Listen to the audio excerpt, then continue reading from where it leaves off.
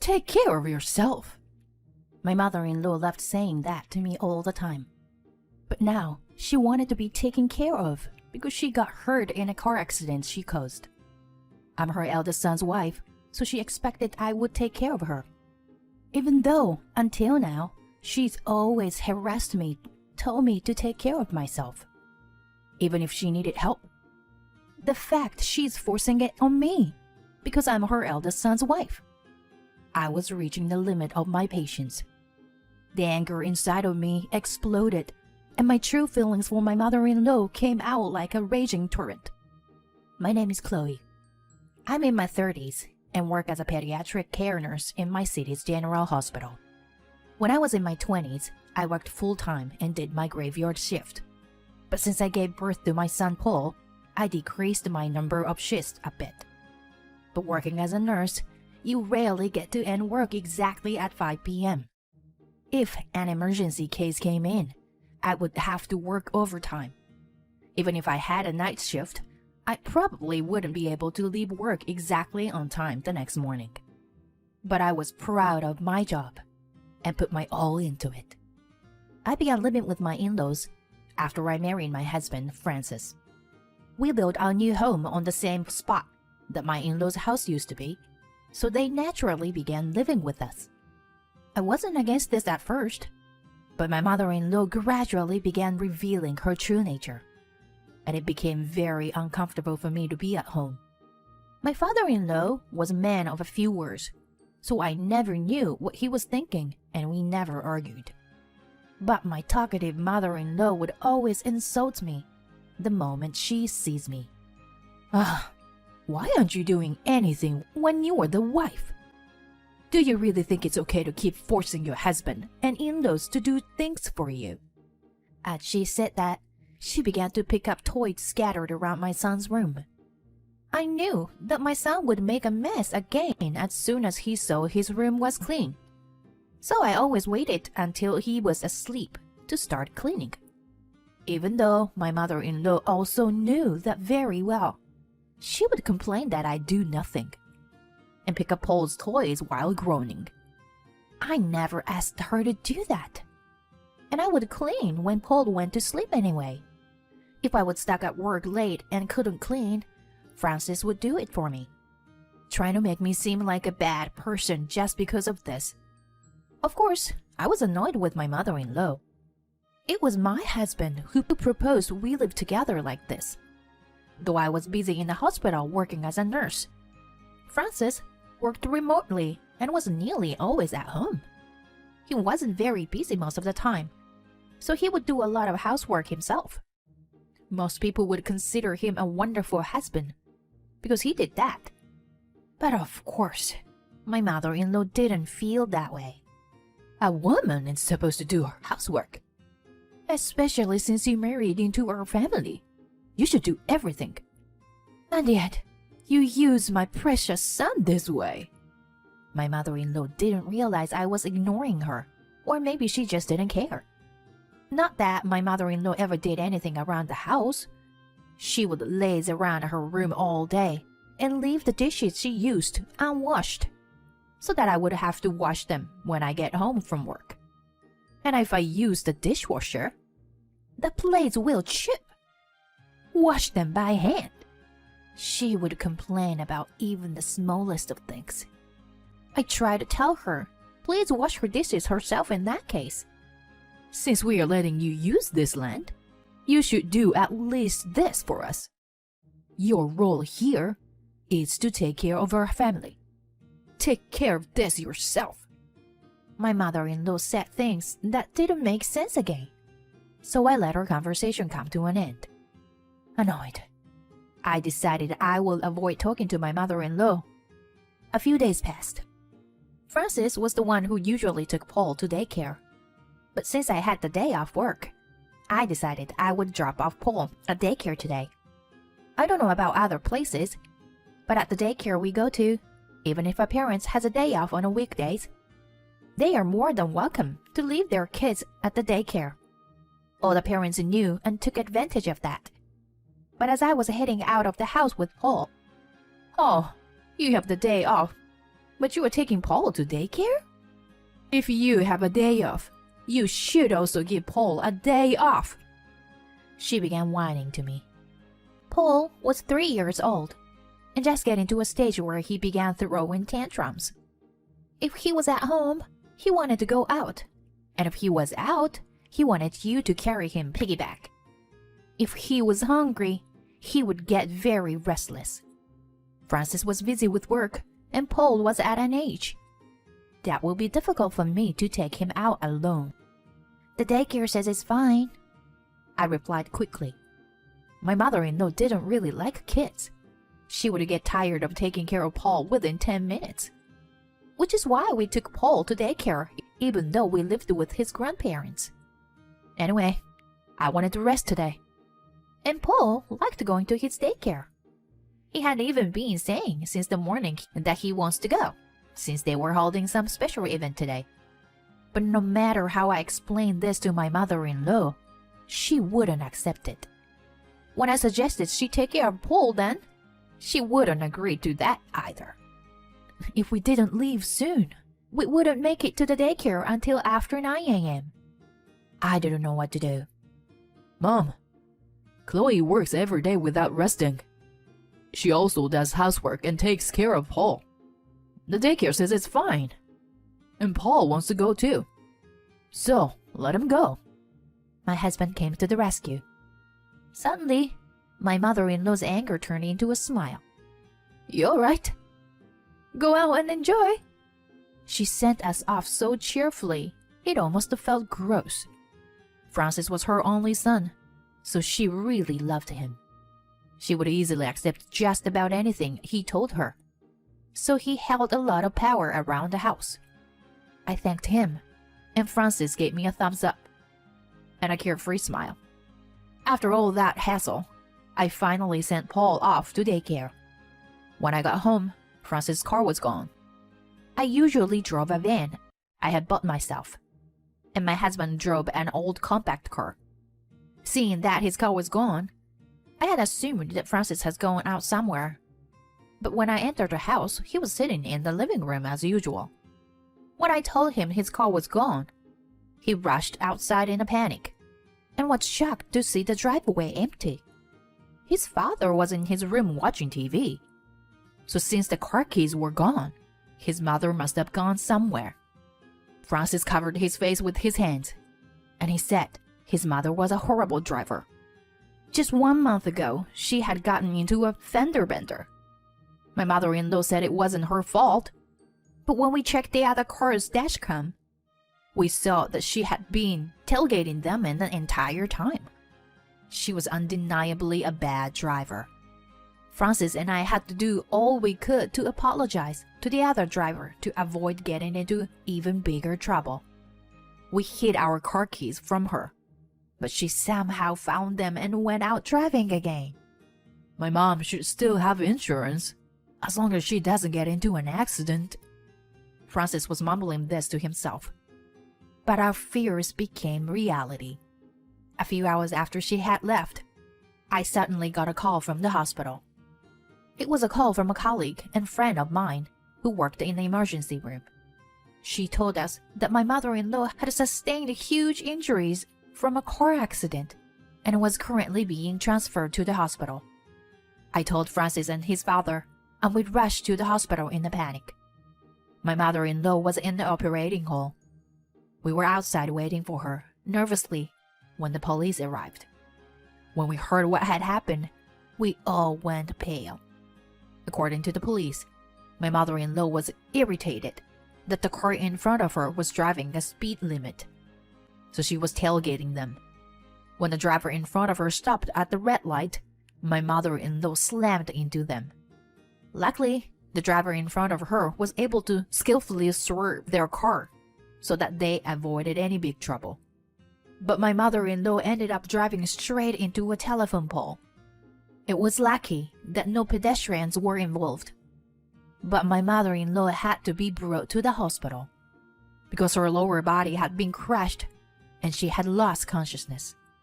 As we continued to speak to the police officer, my father-in-law announced that the surgery had finished. Fortunately, Her accident hadn't been life-threatening, but her lower body was very hurt, and she had to have a leg amputated. Hearing that she was relatively okay, we all relaxed. After some time passed, we were told that my mother-in-law had woken up from her anesthesia, and my father-in-law rushed to her hospital room.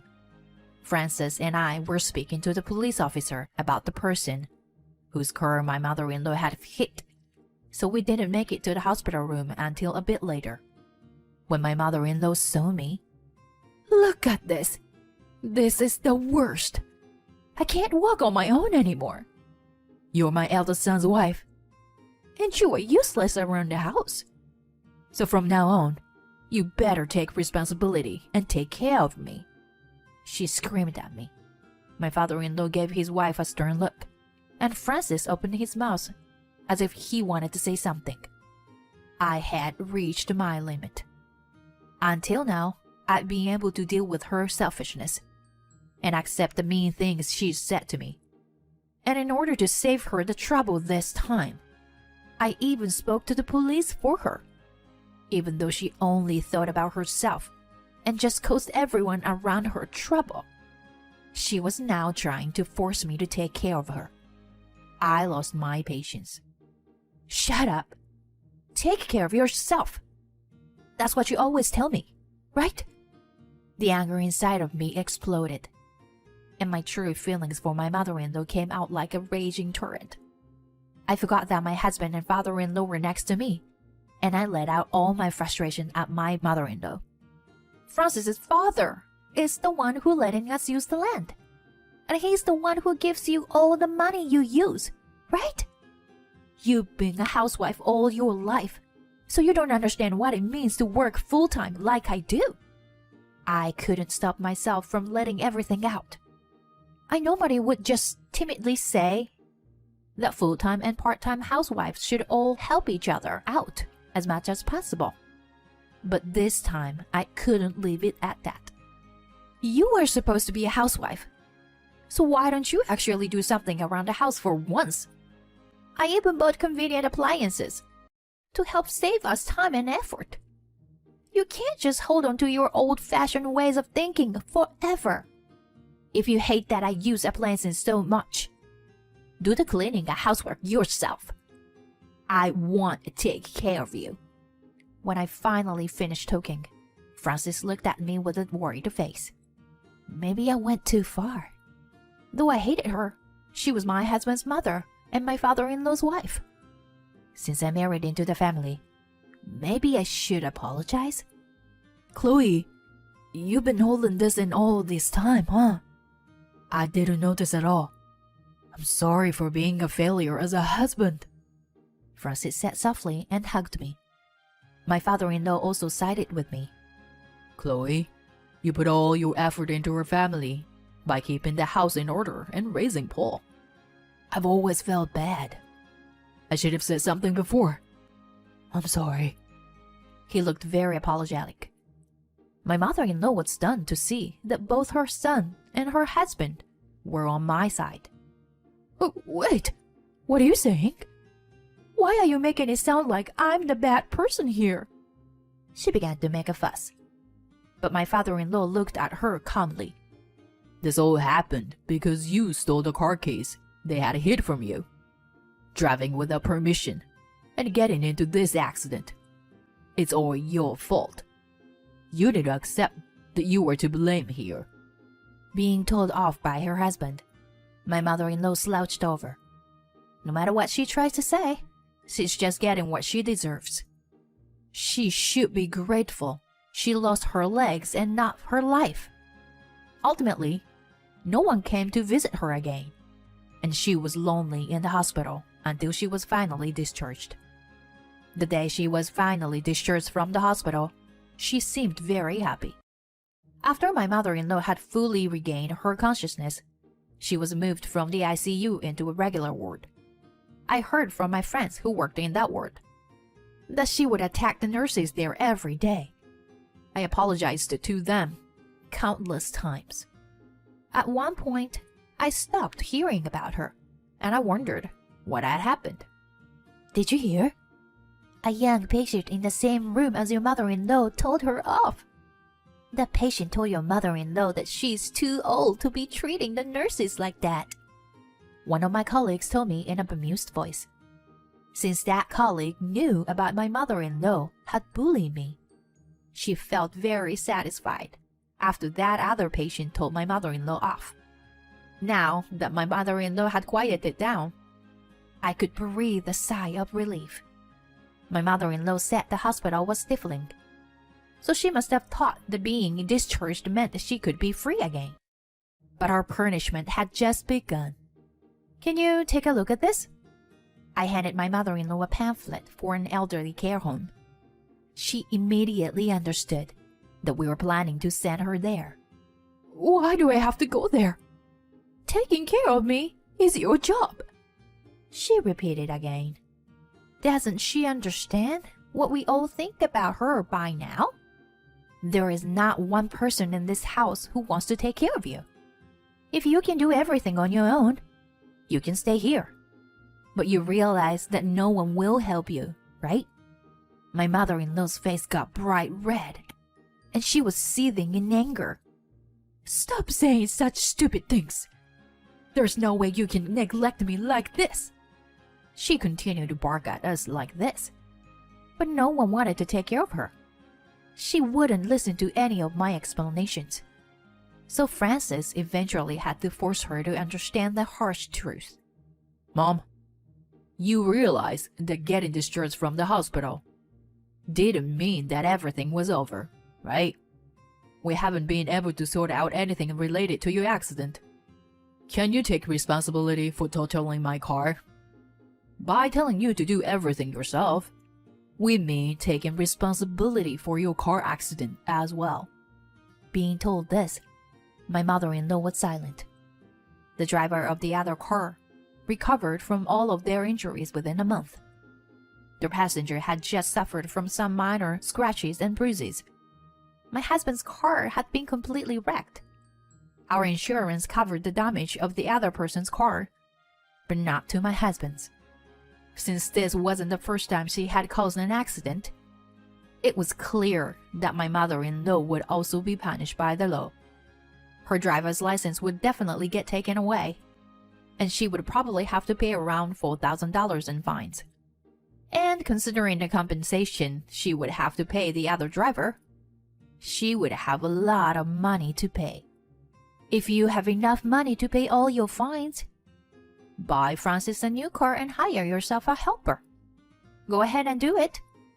My mother-in-law had nothing more to say, so she finally gave up. She probably didn't think this would become such a big deal. We signed her up for the care home. We used her life insurance to cover the fines. She had to pay the care home cost.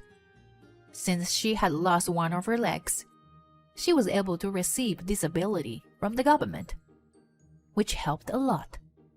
Her driver's license was taken away, and since she was living in the care home, she would likely never have access to a car again.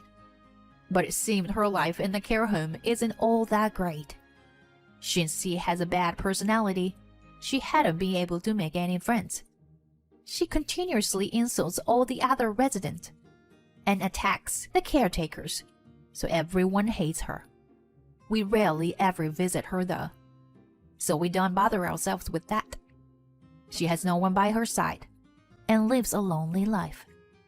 A huge took place in her home since my mother-in-law moved out. First, with my father-in-law. Fishing is dirty and just a waste of money. My mother-in-law was against my father-in-law's hobby.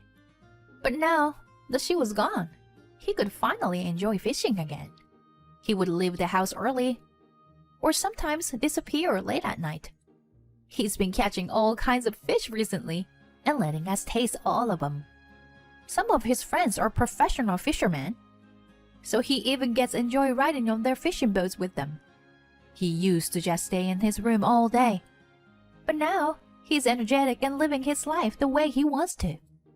With the stress of my mother-in-law gone, I got pregnant with Francis and I's second child within 3 months.